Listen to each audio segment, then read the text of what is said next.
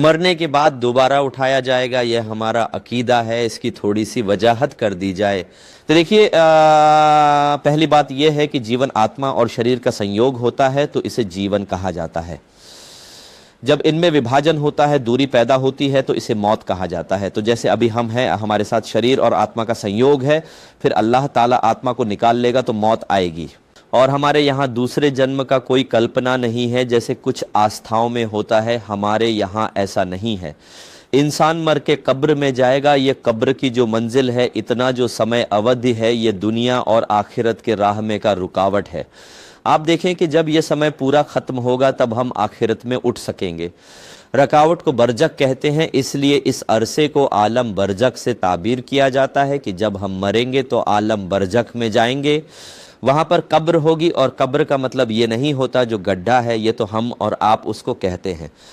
قبر اصل میں مرنے کے بعد اور میدان معاشر میں اٹھنے تک جہاں پر انسان رہے گا وہ اس کی قبر ہے، چاہے وہ زمین کا گڈھا ہو یا اسے مچھلیاں کھا جائیں، شیر کھا جائیں، ان کے شریر کا حصہ بن جائیں، وہیں پر اس کی قبر ہے اور وہیں پر منکر نکیر آ کر سوال کرتے ہیں اور وہیں سزا اور انعام کا سلسلہ شروع ہو جاتا ہے۔ تو یہ عام طور پر جو قبر ہم کھودتے ہیں اسے قبر کہتے ہیں، ورنہ قبر وہ استھان ہے جہاں مرنے کے بعد انسان قیامت تک رہے گا۔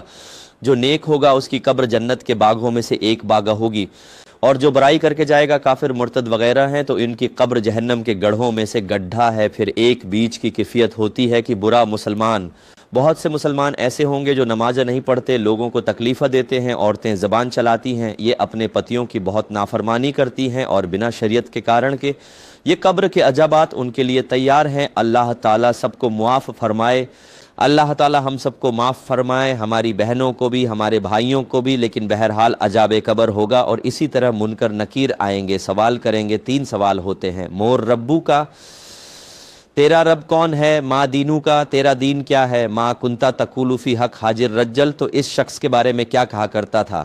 چہرہ انور دکھایا جاتا ہے سرکار، بلکہ باقاعدہ قبر میں تشریف لاتے ہیں۔ جو ان تینوں سوالوں کے جواب دے گا سرخرو ہو جائے گا۔ پھر قیامت کے دن سورہ پھونکا جائے گا، ایک سینگ سا ہے، اس میں حضرت اسرافیل علیہ السلام سورہ پھونکیں گے، پہلی بار سورہ پھونکیں گے، سب تباہ ہو جائے گا۔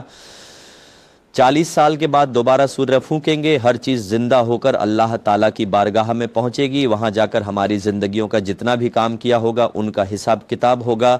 جو سفل ہوگا اس کے داہنے ہاتھ میں نام اعمال دیا جائے گا، جو اسفل ہوگا اس کے بائیں ہاتھ میں نام اعمال ہوگا۔ داہنے ہاتھ والے جنت میں جائیں گے، یہ جہنم میں جائیں گے۔ پھر جو جہنم میں جائیں گے وہ بھی 2 طرح کے ہوں گے، اگر وہ کافر اور مرتد مرے تھے تو کبھی نکلنا نصیب نہیں ہوگا، اور حالت ایمان میں مرے تھے لیکن برے اعمال تھے تو برے اعمال کی سزا بھگتنے کے بعد پھر وہ جنت میں واپس آ جائیں گے۔ اور مہیلا نے آگے پوچھا تھا کہ کیا ہم اسی امت میں اٹھیں گے، رشتہ دار آدی ساتھ ہوں گے؟